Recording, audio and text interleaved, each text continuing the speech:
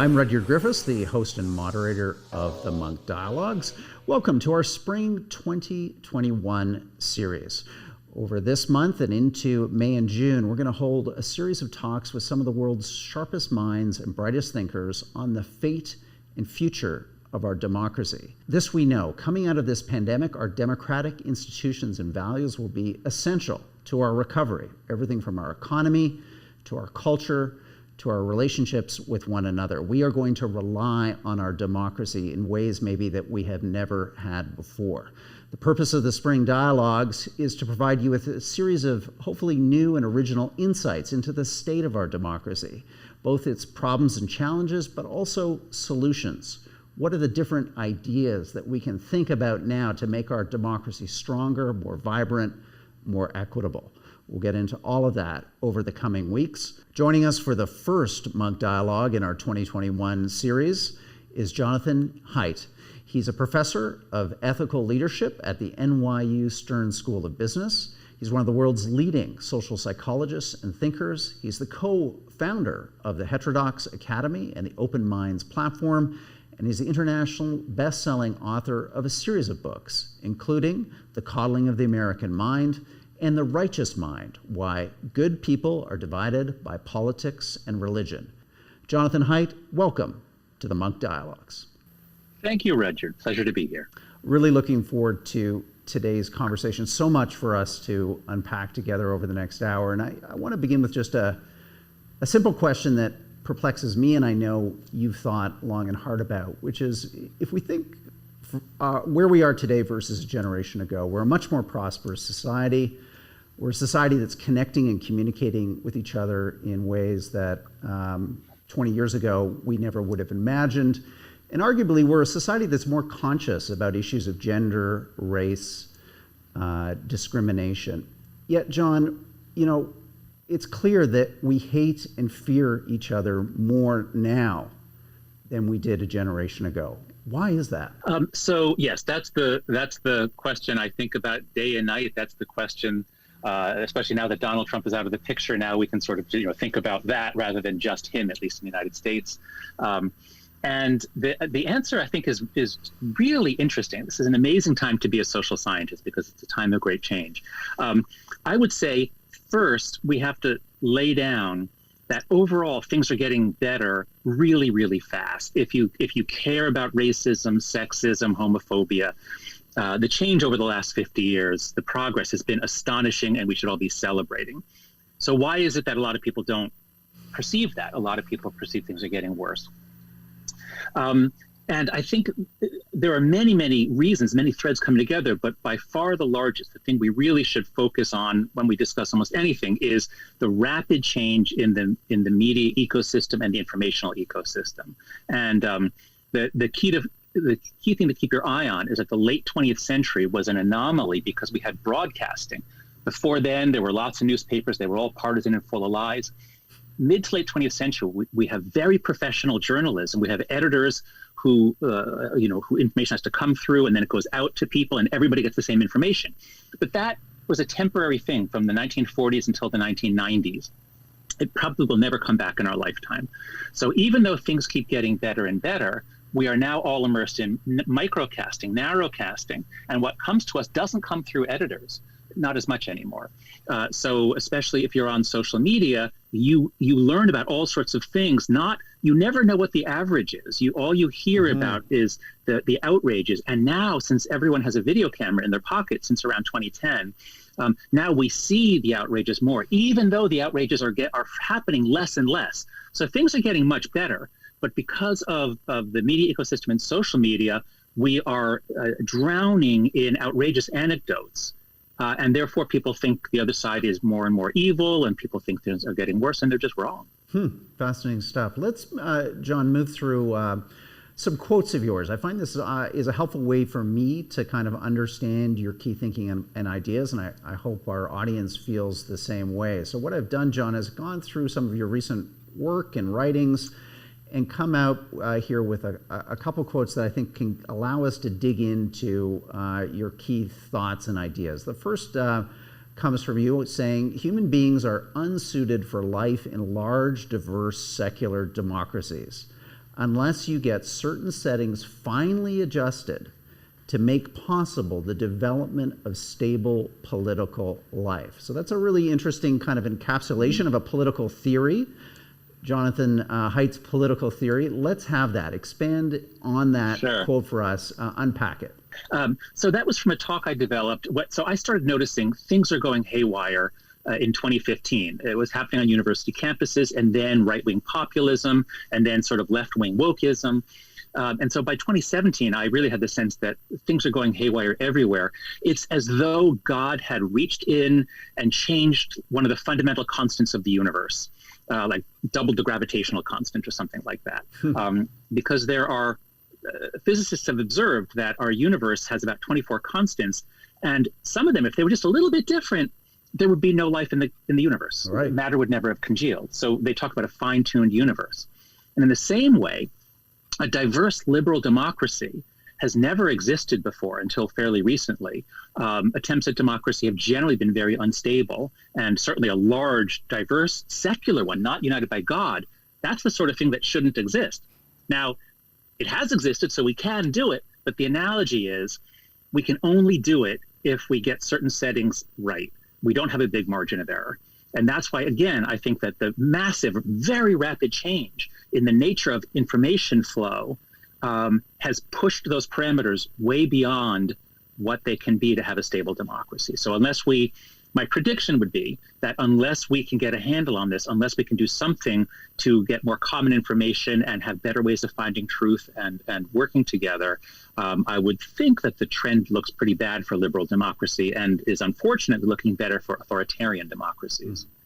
So, John, let's talk about that a little bit more, because there's an idea out there that liberal democracy is, in a sense, an aberration in human history, that it is the exception and not the rule, and that the natural state of human beings, our proclivities, how we're wired in terms of our evolutionary biology, maybe is very undemocratic. Do you subscribe to that view? Oh, yes, absolutely. That doesn't mean that we can't do it, because, again, obviously we have, and there are many democracies now in the world. But I think that's the way to think about it, is what are human predispositions? And those predispositions come to us from our evolutionary nature. We're primates, different from others in many ways, but we're tribal, hierarchical, prone to violence, but also very good at making friends and peacemaking, very good at trade and exchange. So our human nature comes to us by evolution, but it's not a single hardwired thing. It's a flexible set of responses, including enormous cultural learning. So the framers of the U.S. Constitution, they studied a lot of history, and they were very good psychologists. They knew about our tendency to faction, our tendency to divide and focus on hating and hitting the others as opposed to the common good. So they set up all kinds of things to check passions. One of the things that figured into their theorizing was that the country is so vast, from Georgia through Maine or Massachusetts colony, whatever it was called back then, that if a spark starts, if somebody starts an outrage in Georgia, it's going to take weeks for the news to get up to Maine or Massachusetts, and of course now it takes seconds. So even though things are getting better overall, much more tolerant about race, gender, LGBT, everything, anytime anything happens now, it sparks outrage. And once we hate the other side, we cannot think clearly. You can't be angry and be learning at the same time. Let's talk just in that context about the pandemic and what we've all just experienced in the last 13 plus months. Is this a moment where our evolutionary hardwiring, which we've just talked about, has kind of come to the fore, that we've, in the face of the pandemic, reverted back into these us versus them polarities, binaries? Is that what we're seeing coming out of this, or are you hopeful that we're pushing back, that we're overcoming that impulse towards fear, towards withdrawing from the public square? Literally, we all have, in a sense, left the public square for a year. What is the effect of that on our democracy and on our institutions? Yeah. So the first thing is never say hardwired. Almost nothing interesting is hardwired. Okay. We have these predispositions, and then they will be activated in part based on our culture, our experience, and then local context. Second, let's be really clear about what pandemics have done historically. They don't bring people together. They divide people because people are afraid of each other and there's not enough food. And so pandemics never build social capital. They usually destroy it. What's amazing about this pandemic is that capitalism is so far advanced and the supply chain is so flexible that the only real shortage we had in America was toilet paper. And it wasn't a shortage, it was just because we all feared a shortage. Right. So we didn't actually get hungry. We didn't have to fight each other for products. Secondly, we did have amazing communication abilities. So so things got off to actually a very good start. And especially in the United States, many were asking, oh, is this going to be like a common enemy that brings us together? Mm-hmm. To which I would say, no, of course not, because a common enemy only works if it's a person or a group. It doesn't work if it's global warming or a virus. It's a very social thing about fighting a war against our enemies.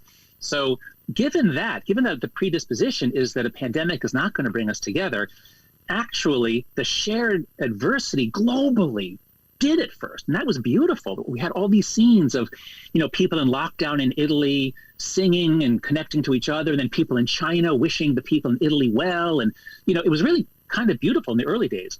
But given that diverse, secular, liberal democracy is not a very stable thing, and if you have, in our country, we had a demagogue in charge, he quickly turned it into us versus them. He quickly turned it into, nationalism, America first, and then he turned it into left versus right. On April 15th, Donald Trump tweeted, "Liberate Virginia, liberate Michigan," meaning the lockdowns are oppression put on you by Democratic governors. Get rid of them. Good Americans don't wear masks.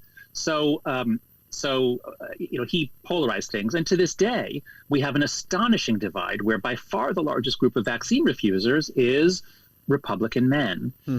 So the pandemic has been fascinating, coming during a fascinating time. And we've learned a lot, but it's all like real. There's no simple lesson. It's all like really mixed in and subtle. And John, how would you respond to those who say, "Look, you're putting forward a kind of an elite view here of how the public square and public dialogue should unfold"? You, as a prominent author, as a commentator, you and your like should be the gatekeepers. You should be filtering back to the hoi polloi, to us, the masses, what we should think and what we should think is important. There's no reason to go back to those days. Those days are, in a sense, an information feudal system that we were bound up in. We were the serfs. Those of you that went to Harvard, Yale, NYU, Princeton, the University of Toronto, were setting the democratic dialogue, the conversation, in ways that were completely disproportional to your numbers, your actual influence, the extent to which you're representative of our democracy. Mm-hmm. So it's a fair critique in that America has had an elitist system, originally based on who your family was, who your father was, and then beginning in the 50s and 60s, optimized for SAT scores, meaning optimized for elite universities. And so that has given us bad elites. That's one of the contributors. And there's a lot of great writing these days on the failures of the elites. So it is a fair point to raise, but I would say be careful what you wish for, or rather, you should have some alternative.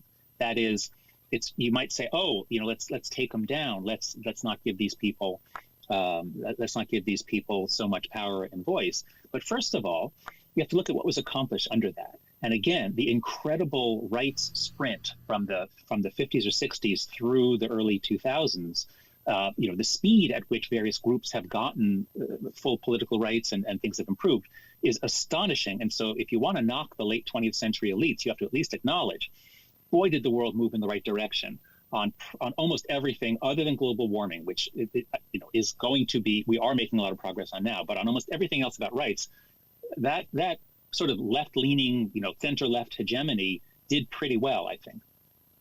Now what we have is we've torn them down. People don't go to the New York Times or Washington Post as much anymore. And those newspapers have become more politicized, more clearly on the left in their news coverage. I don't find them as reliable as I used to. But the alternative is a sort of informational anarchy, which is not freedom.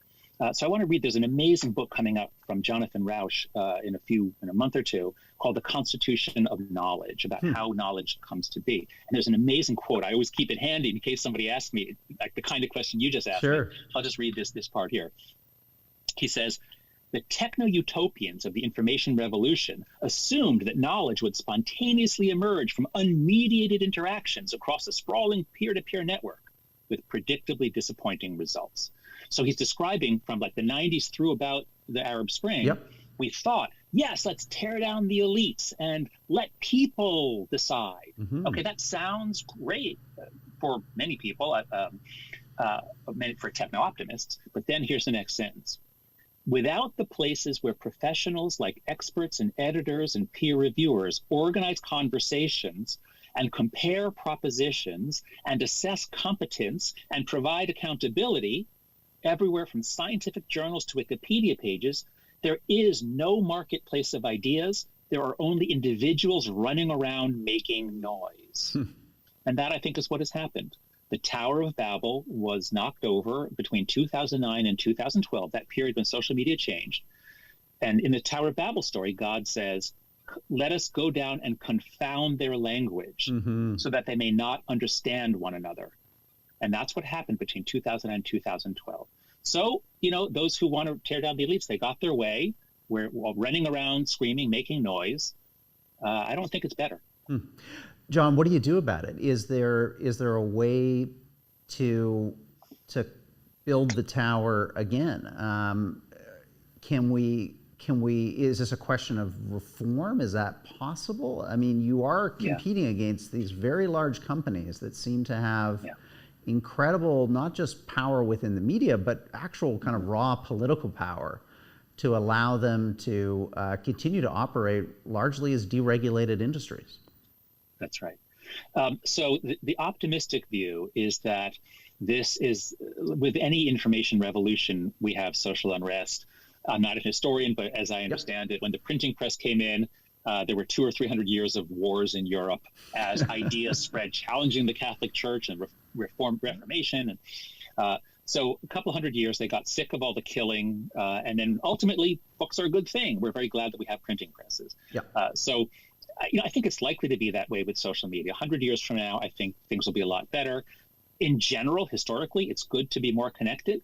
But the problem is it's good to be more connected, like by the telephone or by email or by Skype or FaceTime or Zoom. Those are good connections. What I'm focused on as a social psychologist is when we connect, not so that we can talk to each other, but so that we can say things that others are commenting on and they're liking and they're retweeting. That is the moral grandstanding. That's the kind of communication which is incredibly toxic because people aren't communicating. They're showing off, and the more you are clever in your insults and the more you try to destroy people, the more likes you get. So that has to change. And the social media platforms, the big ones, because it's especially Facebook and Twitter are the main ones, and YouTube, there are a few others that play a big role. But so 2 points. One is you're right that in the United States they have so much power that we're not likely to get major reform. That's why I'm really excited whenever Australia or the UK or the EU, because these platforms are global, they can do things over there that we can't do in America. Also, they have functional governments, and you do in Canada. You have a functional government. We can only make policies for 2 years out of every 8 or 10 when one party controls all the branches. And even then, if you only have 59% of the Senate, you can't really get big things done. So don't look to us for regulatory relief in the next few years. What I'm hoping is that the platforms, they know that they need to make changes. They are mostly very good people. There are a lot of social psychologists working at Facebook, and they're trying to make things better. They're not going to do anything that really impacts the business proposition, but they're trying to do things. My big suggestion with Tobias is stop focusing all of this effort on content moderation. There's billions and billions of pieces. You're never going to be able to really change things by just doing content moderation. Rather, change the incentives so that jerks and people who make threats they lose followers, they become less prestigious. And that could be done by one, having some kind of identity authentication, like know your user type thing. Not that Facebook needs to see my driver's license, but that an independent entity could verify that I'm a real person in a particular country and that I'm over 18 or 13 or whatever age it matters. So there's one thing is they could actually try to verify. They need to verify who's using it, and that way, trolls and Russians and North Koreans can't so easily mess with it with all of us. The second thing is give me two software dials. One is on aggression or toxicity or something, and so if you're always shouting and using obscenities and insulting people, and AI can easily pick that up. I want to filter you out. On a 1 to 5 scale, I'm not going to take, let's see, if it's toxicity, I'm not going to take anyone who's a 4 or 5. I'm going to filter them out, and they can't see me. I disappear for them, they disappear for me. And the other dial is integrative complexity, meaning you occasionally say on the one hand this, but on the other that, or you acknowledge that there's some exception. Just anybody who occasionally does that would score, above a 0. And so I would, I'm going to filter out anyone who's a 0 or a 1 or whatever it is. So give me those two dials. I can knock out, 70% of some percentage. But even if it's only 10% that I knock out, that puts a big pressure on people to not do those things. If they want to get prestige and followers now, they should sometimes show some nuance. So the platforms are brilliant at optimizing social motives and social engagement, and they could just as well do it for quality engagement. Great points. Another issue, John, that you've written a lot about, a book about it, as a matter of fact, is what you feel is a crisis of education happening within our institutions of higher learning that isn't just contained within those institutions, is now, in a sense, consequential to our democracy. So to get into those ideas, let me read another quote of yours to you. Here it is. Everything is about power. Every situation is to be analyzed in terms of the bad people acting to preserve their power and privilege over the good people. This is not an education. This is an induction into a cult, a fundamentalist religion, a paranoid worldview that separates people from each other and sends them down a road to alienation, anxiety, and intellectual impotence. Wow, John. A lot in there, a lot that I think many listening today, unfortunately, would agree with you on. What is the crisis of higher education right now? And talk to us more about the connection of that crisis to our larger democracy, to the tone and content of our public conversation. Yes. So that quote is, that's from a talk I gave, but it's referring to a book that I wrote with my friend Greg Lukianoff. We wrote a book called The Coddling of the American Mind. Because I think it's very important to keep your focus on institutions here. Don't talk about free speech, in general. You have to focus on what are the norms, what's happening in high schools, in universities, in corporations, in courts. And then you can see why things are really coming apart. Because each institution has a purpose, it has a telos or an end, a goal. And for universities, it's truth. It's finding truth. It's light, light, knowledge. You look on the crests of our top universities, they always have those words on them. That's what we do. And we do an imperfect job of it, but that was the game we were all playing until 2014, 2015, when all of a sudden, a wave of students came in who are much more depressed, much more anxious, and that has other causes, but including social media and overprotection in childhoods. We get this wave of much more anxious and depressed students, and we get the spread out of certain departments, gender studies, race studies, culture studies, media studies, anthropology. So there have been a set of ideas in the university that are based on either a Marxist or the views of Michel Foucault that see everything in terms of power.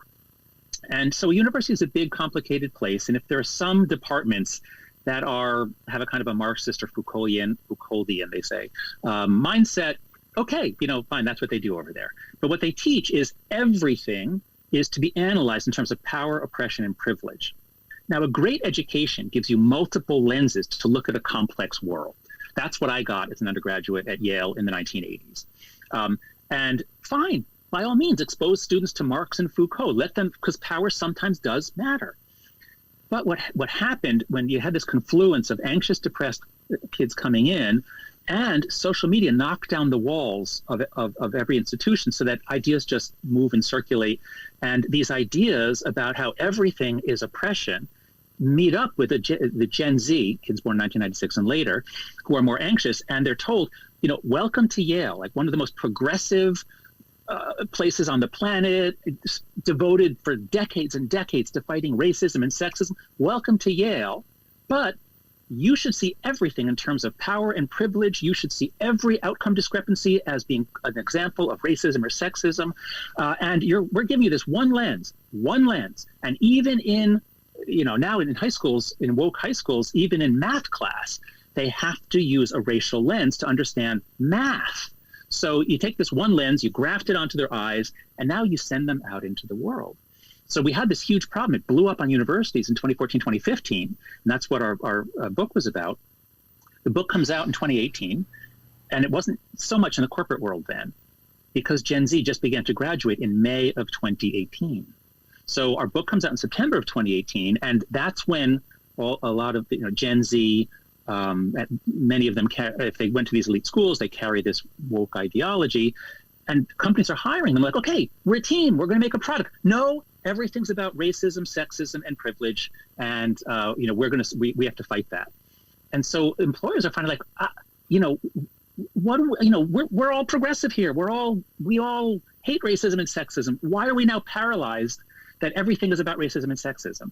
And so in any industry that is consistently on the left, where there's no viewpoint diversity, so the creative industries, journalism, museums, nonprofits, the arts, in any of those industries where there's not a lot of viewpoint diversity, as soon as you get these woke ideas coming mostly from young people, and especially from young women, once these ideas come in, if the leadership grants them credence and says, yes, you're right, we'll try to do better, then they spread and they take off.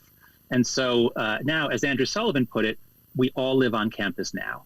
These dynamics that really just spread rapidly and led to just confusion, babble in 2015, now are in the corporate world. Not all industries, but in the creative industries, and it affects. And I should just be clear, we've been talking mostly about this intellectual problem on the left.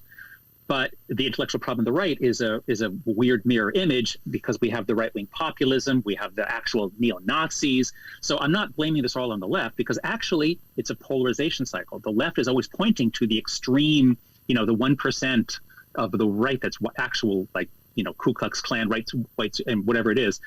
And then the right is energized because they're always pointing to the craziness of the woke left. So we're caught in this ever-expanding polarization cycle. And it is now affecting most of our institutions. And again, if it continues, we're doomed. Now, again, I don't think it's going to continue, because most people hate it. Most people are reasonable. They're what's called the exhausted majority. Even most people on the left hate wokeism. Most African Americans, most young people, most people hate wokeism, and most people hate neo-Nazis. So I think we're going to get through this. But for now, the dynamics are messed up. Mm-hmm. John, why is it so powerful? Because ideas only kind of capture an entire generation, influence, as you say, broad swaths of media, corporate America, corporate Canada, because they've connected with something. They've spoken to something on the part of the people who are espousing them. So what is that? What is that mechanism? Yeah. In the case of intersectionality or whatever you want to call it, why is it so potent? Because you're thinking in a pre-2009 mindset. You're thinking in the old world. In the old world, ideas spread for many reasons, but an important one was that people liked them or agreed with them. That used to be important. It's not very important now.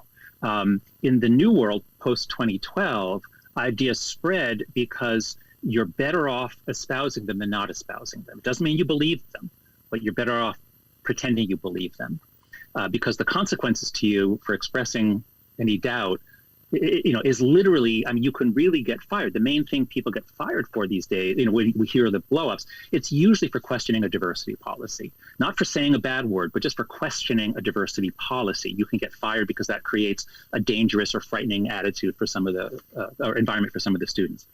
So again, the things always keep in mind, always look at what is the average and how is the average changing, and then look at the extremes and the anecdotes. And as I forget who told me this is so brilliant. He said, in the old days, if a company got 10 letters complaining about a product, they would think, wow, 10 people bothered to write. There must be 1,000 people out there who are upset with the product. We better do something. And that was pre-2009. But post-2012, in the new world, if a company sees 1,000 angry tweets, they should say, wow, there must be at least 10 people who really hate us. So it just, it's this warping dynamic. People will join a witch hunt, and then sometimes they'll even apologize to the person if it's a friend of theirs. I'm, sorry I had to say this. So it's not that the average is going crazy. It's not that the average is becoming more illiberal. It's that what happened, Twitter gave a loaded gun to 3-year-olds. So imagine you got a bunch of 3-year-olds on the left walking around with guns and a bunch of 3-year-olds on the right walking around with guns. And the other, 90% of us, we're not espousing ideas because we believe them. We're espousing ideas because we don't want to get shot.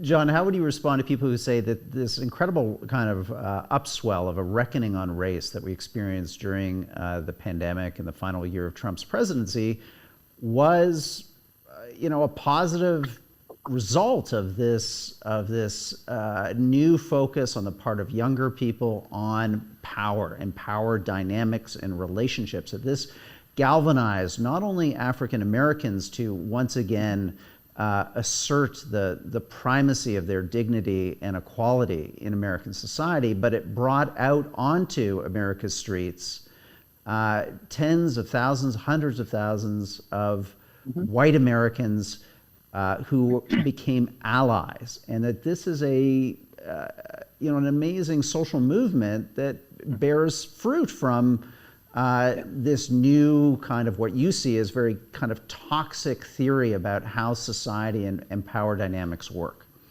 Mm-hmm. Yes, that's a very legitimate charge, and I think much of what happened was long overdue and needs to happen. And the two things I think are really good about it are, one, I think white Americans really heard from Black Americans about daily life and the indignities of daily life. Just the other day, Jonathan Capehart, a Black journalist who's on the NewsHour on PBS, was talking about the things he has to do differently. How he can't keep his money in a money clip. He has to use a wallet because that glint of metal might make someone think it's a gun. And especially hearing from Black professors, even Black congressmen, about the indignities they face. So I think that was great. Reading those, I really felt like, wow, I didn't sympathize with this enough. I didn't have a feeling of what it was like. And so that I think is wonderful. And the polling on what Americans think of Black Lives Matter, it was huge. I mean, it was like very positive in the first few months of that people realized, like, wow, you're right, things have to change. So that's all to the good. The problem is that the framework for change is this power and privilege thing. And it's a framework that says if you question it, we're going to destroy you. And any movement that harms dissidents, any movement that suppresses dissent within its ranks, you can bet all your money that they will not understand the problem and they will not have an accurate understanding to provide a solution. So what do? Okay, just one other thing which is really good. The police in the United States killed too many people.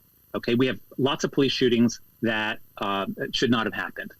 But 4 studies have looked at whether the police differentially shoot African Americans. All we hear about is the raw numbers. But if you just look at when police have engaged with someone, are they more likely to kill that person if they're Black or white? 4 studies have looked at it and said no.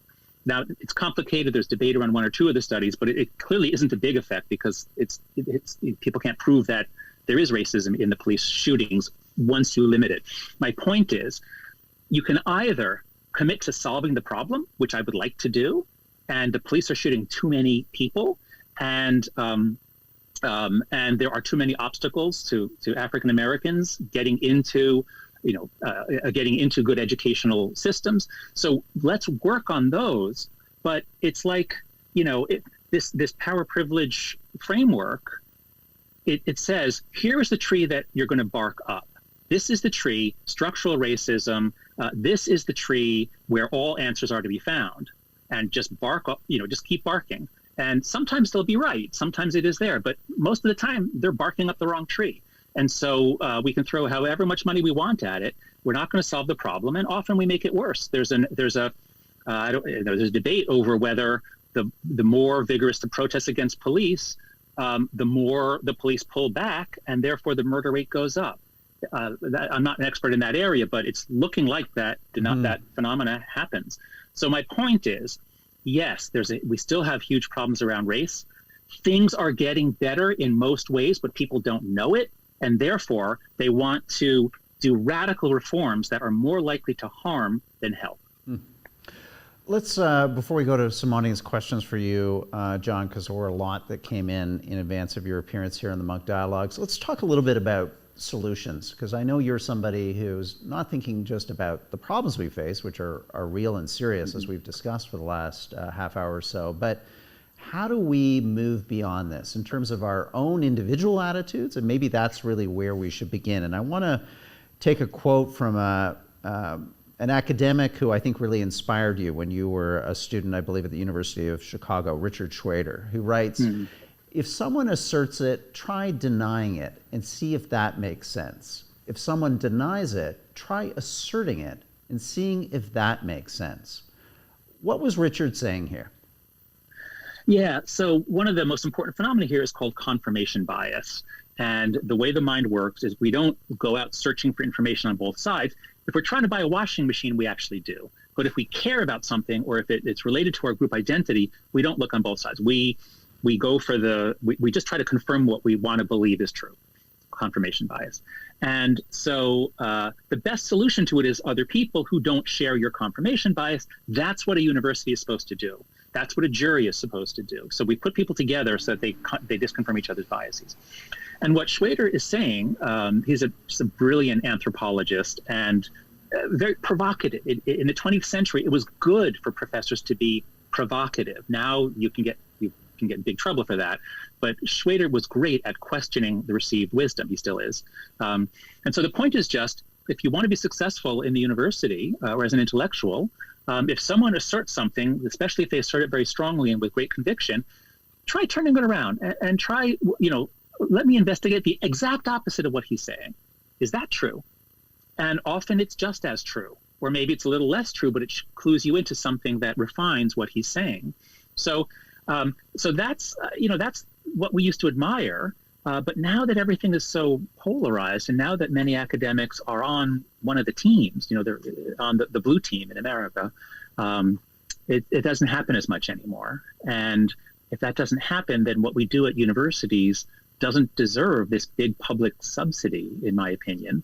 I do think we need to depoliticize. We need to recognize that our function is to do scholarship and research, not political activism, especially not for one of the political teams. So there's a lot we can do at universities to be more constructive and to regain the trust of American society. Americans on both the left and the right have rapidly declining trust in universities. Mm-hmm. A lot of your early work, including your first best-selling book, was about religion. And you've written about how, as a postgraduate student, a trip to India to study religion there, which was completely alien to you, both obviously culturally and religiously, really opened your mind to a kind of a different attitude towards difference. Talk to us a bit about that and what you think are some of the kind of the secular lessons of religion for democracy today. I'm just the sort of person who should have become a new atheist back when Sam Harris and Richard Dawkins were writing those books around 2004 to 2007.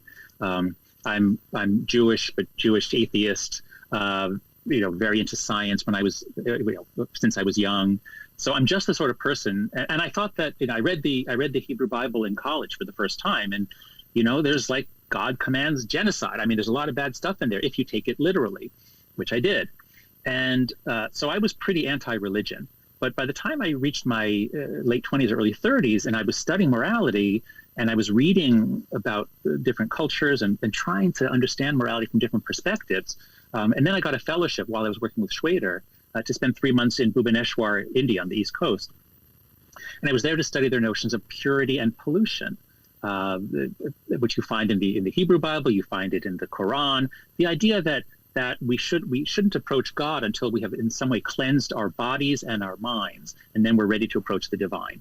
All right, it sounds kind of superstitious and the stuff that religion does. But what I found, both in my trip and then in subsequent reading, is that, and here I'll give another dictum from Schwader. Every culture is an expert in some aspects of human flourishing and blind to others. And, I'm thrilled that I was born in a modern secular liberal democracy, and the United States in particular. I'm thrilled. But we're experts in certain things and we're pretty blind to others. And even though Hindu India has a lot of problems, and I wouldn't say, well, that's the moral exemplar. It just, as with the racial reckoning, you put yourself in other people's shoes, and suddenly you can see, hierarchy isn't always bad, and religion and tradition and rituals, serve a function, and the research bears that out. Religious people are happier. Religious rituals bind groups together. They trust more.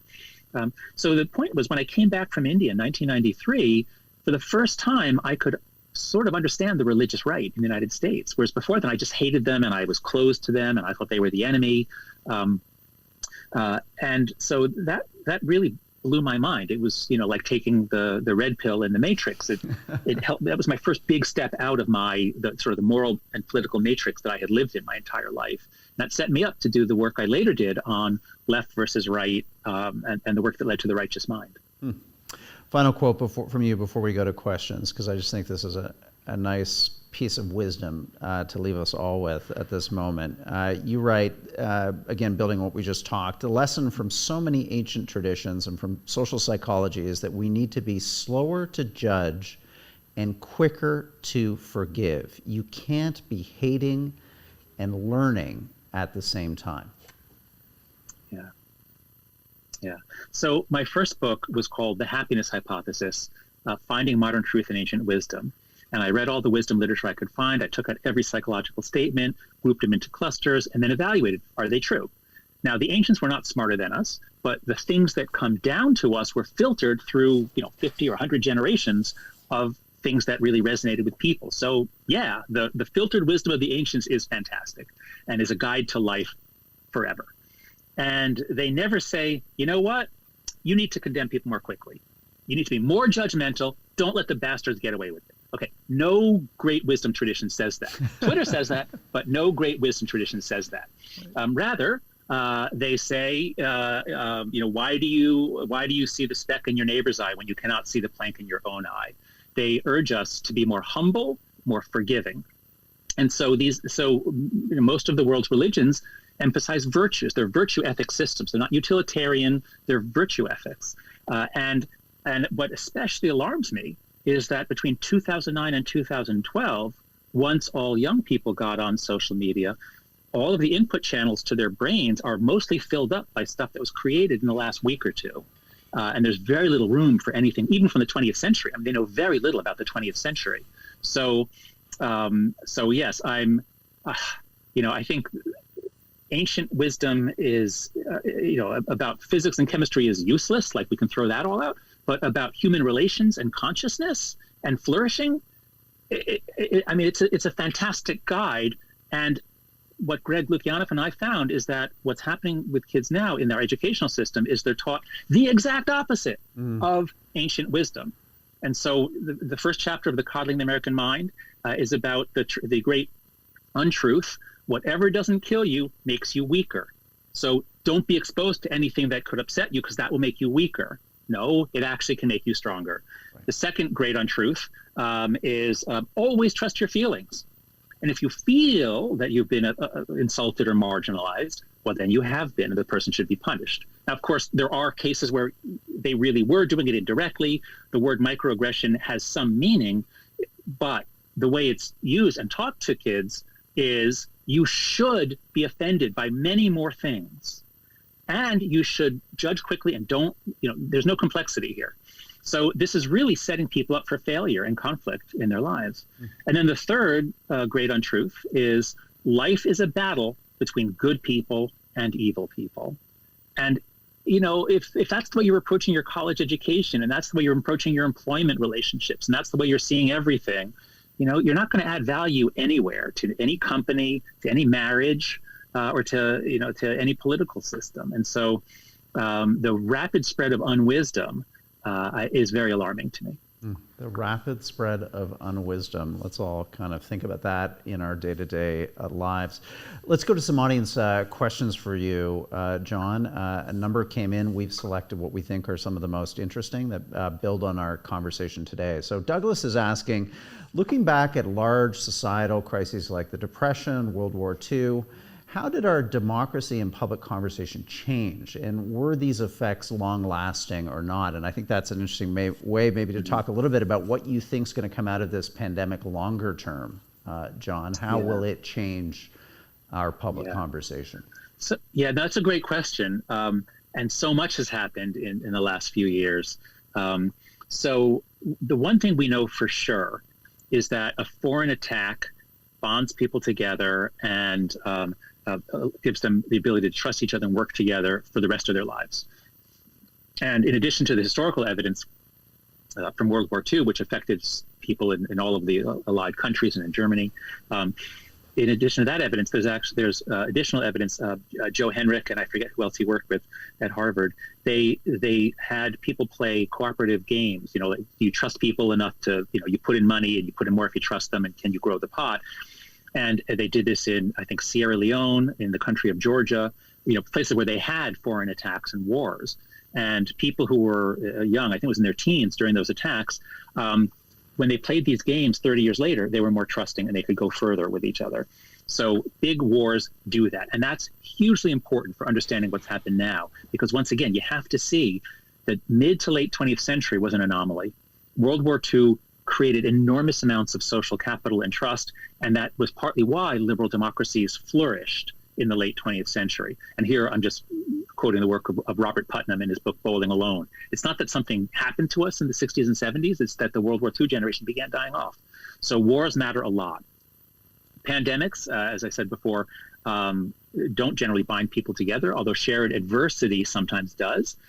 I'm very concerned that the way this pandemic has played out is that we're going to be less trusting of each other, more fearful. And here I'm just so upset at the CDC and other health authorities who knew a year ago that coronavirus, that the virus is only spread by respiratory means. That I don't think there's even still to this day, I don't think there's a confirmed case of someone who got it by touching a doorknob or an elevator button. Yet for the last year, we've all had to act like everything's contaminated, everyone's contaminated, be afraid, be afraid, be afraid. People are contagious. And especially for young people who are coming into social consciousness, this lesson could last for life. Now, even before the pandemic, we had a giant sex recession. Young people are having far less sex than previous generations. We don't have data going back to the 40s, but certainly since the 60s, the percent that haven't had sex in the last year has been fairly constant. But all of a sudden, with Gen Z, it spiked way upwards, and that was before the pandemic. So I think we can figure that given all their difficulties and the fact that they're more depressed and anxious, and now that they're more likely to just see everything as more contaminating, I think their dating lives and love lives are going to be worse. I think trust is going to decline. So I think we really handled this pandemic very badly, and we could have done it. I mean, and it was failures from the leadership at the top through the health authorities. And look, of course, I trust the science, but the politics and the failure to do cost-benefit trade-offs, which was, I think, the CDC's big flaw. They just didn't ever say, they would say, well, it's lower risk, but they wouldn't say, practically speaking, there's no risk. They would never say that. And so to this day, we're still spraying things. Anyway, I'm sorry. I'm just so upset about that, No, I know. that thing in particular. But yeah, I think it's going to have long-lasting, mostly negative effects. It may have very good economic effects. Many people are making the parallel to the Roaring Twenties that came about after the Spanish flu pandemic. Let's go to a question here from Dennis. He asks, are academics, the media, and so-called elites just as ideologically biased, in his view, to progressive politics and susceptible to groupthink as the people they often vilify on the right? Absolutely. But rather than just saying yes, let's unpack the interesting reasons why that is. So polarization is mostly symmetrical. Polarization and bias, studies by psychologists that have looked into it, that for the most part, things are fairly symmetrical at the individual level. The problem is that the more educated you are, the more polarized you are. And now that the left is increasingly college grads, it didn't used to be college grads. In fact, Republicans used to be more likely to graduate from college.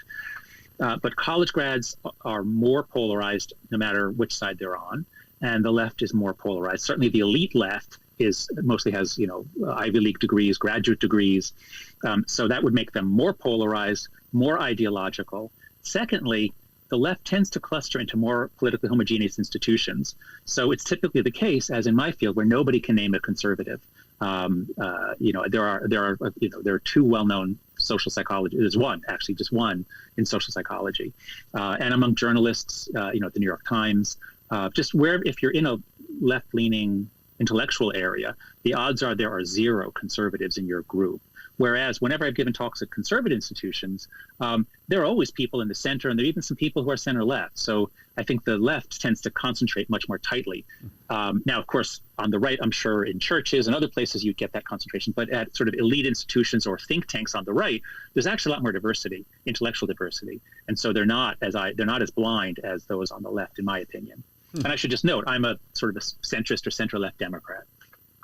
Let's go to another question here from Brian. He said, there's a perception that evangelicals, because of their religiosity, are more vulnerable to authoritarianism, to popular politicians, and those types of messages vis-a-vis other groups in society. You've studied this community extensively, John. They've had an outsized political impact, at least certainly during the Trump presidency. What's your assessment? Yeah, so I think the questioner is onto something real. We've seen in the United States the rise of what's called Christian nationalism, and it especially appeals to evangelicals. So for that illiberalism on the right, it is especially white evangelicals who are attracted to it. They are the ones who are especially likely to believe the lies about the election was stolen, and they'll believe lies that they see on Fox News or other places. So there is a real thing going on where white evangelicals are, in part because they're so distrustful of the authorities, and there are reasons why they should not trust elite media. So yes, the white evangelicals are sort of going off into outer space on a lot of their beliefs, and they're prone to demagoguery. But this has especially been amplified by Donald Trump, who is, of course, not an exemplar of Christian virtue, not even religious in any way. But what he was tapping into was actually nationalism and it was not so much religion as a kind of a toxic nationalism, which often had elements of direct racism, and certainly coming from Trump himself and some of the things that he said. So that's what's happening, I think, on the right. But as for whether they are more prone to it because of their belief, there's an interesting counter argument. I have a list of about 20 or 30 articles in the last year or two that have gone through the examples, gone through the evidence about how wokeness is basically it's not just a religion; it's Christianity, except without any of the good parts. So, original sin is whiteness and repentance, and it's an orthodox belief, and it has a Manichaean sense of causality and good versus evil, and so. And many have observed, there's been some recent writing about it. I forget who just wrote about this in The Atlantic. Oh, Shadi Hamid, I think it was. So if you don't have a real religion, there's a space that can get filled in by any other ideology. The philosopher Pascal said something which is widely paraphrased as, we all have a God-shaped hole in our hearts. And as a secular Jewish atheist who studies psychology, yeah, I think that's true. We evolved to believe in gods. We evolved to be religious. So we have a hole there. And if it's filled with a long-running religion that has adapted to society, it's probably not going to be filled with garbage. It's going to be filled with virtue ethics. You might object to some of the principles, but it's going to be virtues that will make you successful in life. Whereas if you rip all that out, and the decline of religiosity since the year 2000 is stunning, a real drop-off. Less than half of the country now, I think, identifies as Christian. If you basically leave that hole open, and suppose you go to a college where what you're taught is this sort of Marxist Foucauldian, everything is power and privilege, oppression. Women are taught that they'll be paid 78 cents for the same amount of money that a man for the same work that a man does, which is not at all true. The gender gap is closed if you equate for hours worked and field that you're working in. But young women are taught to believe that everything is structural sexism and they'll never get ahead. So that goes into their heart, and they see the world as deeply threatening. And I think that explains why it's young white women on the left are the ones whose depression rates have gone up by far the most. In one recent study, it was found that literally the majority of that group say that they have been told that they by a health professional that they have a mental disorder, based on data from a Pew study done a year ago, whereas no other group comes even close. So there's something about having that hole be open in a place where there's a dominant ideology and tremendous social penalties for not adopting it that I think is really damaging the generation of Gen Z, basically. Fascinating stuff. Let's go to Haidt for our last audience question for you.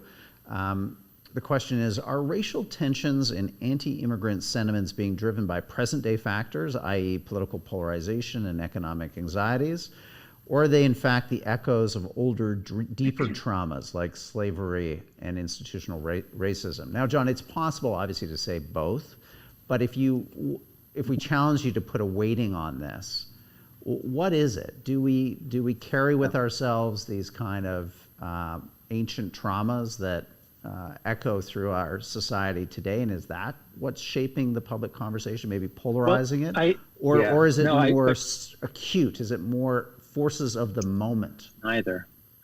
It's neither. Yeah, because again, you have to keep your eye on the average and the example, or the anecdote or the exemplar. So if you look at Americans' attitudes towards immigration, they were very negative 100 years ago, but on average, it's not very negative. And then it's gotten much more positive in the last 10 or 20 years. And it gets more positive this is in the 2016 measurement. I think this was American National Election Survey. I forget which survey. And then Donald Trump is elected, and it gets even more positive. And same thing for what Americans think about Muslims. On average, I don't even know if it went down after 9/11. It might have gone down a little. I don't know. But it's gone up and up and up since then. And since Donald Trump was elected, it went up even more. So again, we're getting much more tolerant. Examples of racial violence, overt racism, expressed racism, racial belief, all that stuff is getting better and better. So to say that, why is there this explosion of racial tensions? Well, it's because we now are all tuned in and outraged by the anecdote. And of course, if you see a video of an unarmed black man being kneeled on or being shot, it is incredibly powerful, and it is something that it is the part of the reality of African Americans. We need to know it. But to say, oh wow, why are race relations getting so bad? Why is America getting so racist? Is just wrong. So look, I'm Jewish. There was a wave of synagogue shootings a couple of years ago, and the next day after the Pittsburgh shooting, I went in for my mandatory diversity training class, because at NYU we all had to do diversity training. And the diversity trainer was like so thrilled. And he said, yesterday, America showed its true colors. Like, see, America is so deeply anti-Semitic. But it's not. It's not at all. It's the most philo-Semitic country on earth, practically. And I looked up the survey evidence. And do you know what ethnic group is most liked in the whole country? The Jews. The Jews get the highest rating of any group. Now, it's only 1 or 2% higher than a few others, but the point is, America is a philo-Semitic country. It's getting more philo-Semitic. It's a great place to be a Jew. But if you're into the power, privilege, white supremacy thing, well, you have to say that everything's getting worse and everything will never change. No, that is the most depressing and disempowering thing you can teach to young people. It's wrong, it's cruel, it's disempowering. Wow, thanks, John. We end each of these dialogues by having our participants recommend some books for us to read. Certainly here in Canada, with the new wave of lockdowns on our hands, we've got some time to do some reading. So, John, give us your two titles. We'll bring them up on the screen here. Boy. I'll read them to you. The first is your own book, The Coddling of the American Mind. Why would you say that people should turn to that book at this moment? Yeah. So, it's a little embarrassing to recommend your own book and just think, is he on here hyping his own book? But I do think that Greg Lukianoff and I did analyze exactly what was going on college campuses beginning in 2015 with an Atlantic article, and then we went much deeper. So this book really explains the dynamics that then burst out and are going into industry. I have the exact same conversation with so many parents of kids who are in a private high school in New York City, especially. It's just what happened to us in 2015. Corporate world, same thing. I mean, so if you want to, if you're puzzled, if you find yourself like, I don't understand what's going on, why, I would recommend reading The Coddling of the American Mind. It really does lay out the 6 different causal threads that caused it and what you can do about it to maintain sanity and cooperation in your business, in your school, in your organization. Yeah, I think that's a key part of that book. There's really practical advice and solutions to move us beyond this impasse. Your second book is The Constitution of Knowledge, a defense of truth. So Jonathan Rauch is just one of the most brilliant social observers. He's been writing. I first became aware of his work, in the 1990s, and he has been worrying about the same problem I have. Like, why is everything going haywire? Why is everything going crazy? But he zeroed in on how do we get knowledge. And so the constitutional knowledge is kind of a pun. On the one hand, it's what makes up knowledge, like what creates it. But it's also like the Constitution, like the U.S. Constitution. And we need a kind of a constitution to guide us in how we process information, what gets amplified, what gets de-amplified. And so that quote that I read before is just so brilliant about how, in fact, and he goes into detail about how basically in a liberal democracy creates norms that gave us what he calls liberal science. And liberal science doesn't mean left-wing science, it just means like the liberal tradition. It means I can't be sure I'm right, you can't be sure you're right, but if we put us together in the right way, in a community of scientists that have standards of evidence, then the truth comes out. And that has done so well for us from the 1600s through about 2014. We did great with that. And now it's I'm exaggerating. Obviously, science still works, but and the hard sciences, I think, still work very well.